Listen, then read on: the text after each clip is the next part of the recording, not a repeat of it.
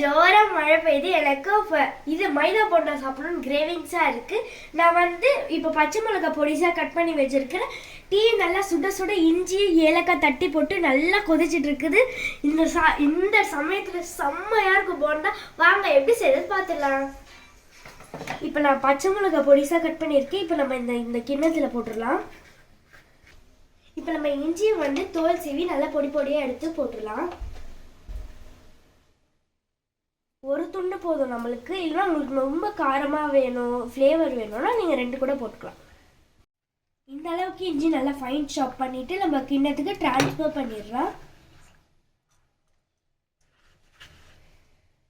இப்போ நம்ம onion cut பண்ண போகிறோம். இதை நம்ம பொடிசாக கட் பண்ண போகிறது இல்லை, நீட்டாக கட் பண்ண போகிறோம்.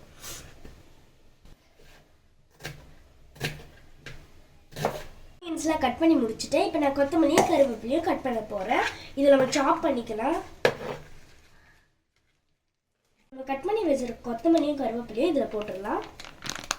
ஹீரோ சேர்த்துற போகிறோம். யாருன்னா அது நாகா பப்ளியோட மைதா சேர்த்துடலாமா? இது 1/2 kg, அதனால் நாங்கள் இது ஃபுல்லாகவே சேர்க்க போகிறோம். அதுக்கான இன்க்ரீடியன்ஸ் தான் நம்ம போட்டிருக்கேன்.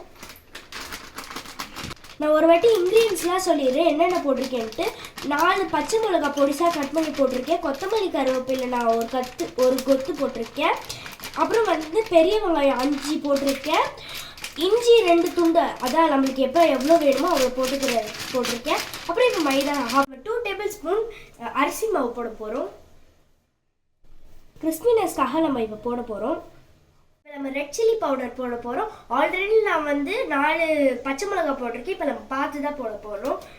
நான் இவ்வளோ எடுத்திருக்கேன். 1/4 டேபிள் ஸ்பூன் மஞ்சள் தூள் போட்டுக்க போகிறோம்.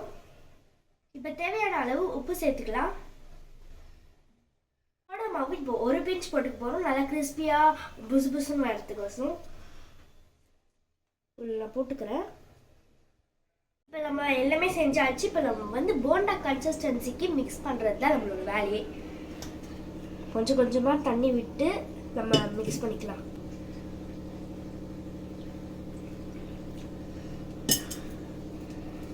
இப்போ நம்ம இந்த கன்சிஸ்டன்சிக்கு கரெக்டாக பிசைஞ்சாச்சு. நான் இப்போ எண்ணெய் ஊற்றி நல்லா கொதிக்க விட்டுருக்கேன். நல்லா ஹீட் ஆனோடனே நம்ம போட பால், அதாவது உருண்டை பண்ணி போடுற அளவுக்கு வந்தோடனே நம்ம போட்டுடலாம். எண்ணெய் நல்லா காஞ்சிருச்சு. இப்போ நம்ம போண்டா போட ஆரம்பிச்சிடலாமா?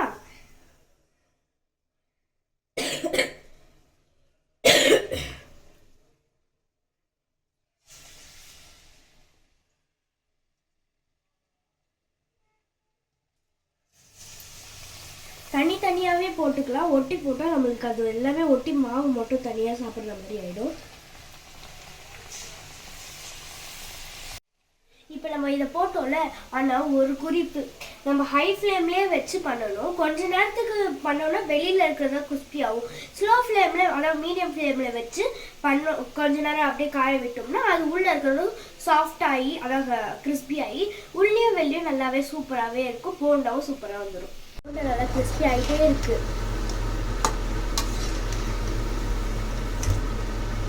கோல்டன் ப்ரௌன் ஆனோடனே நம்ம எடுத்துடலாம்.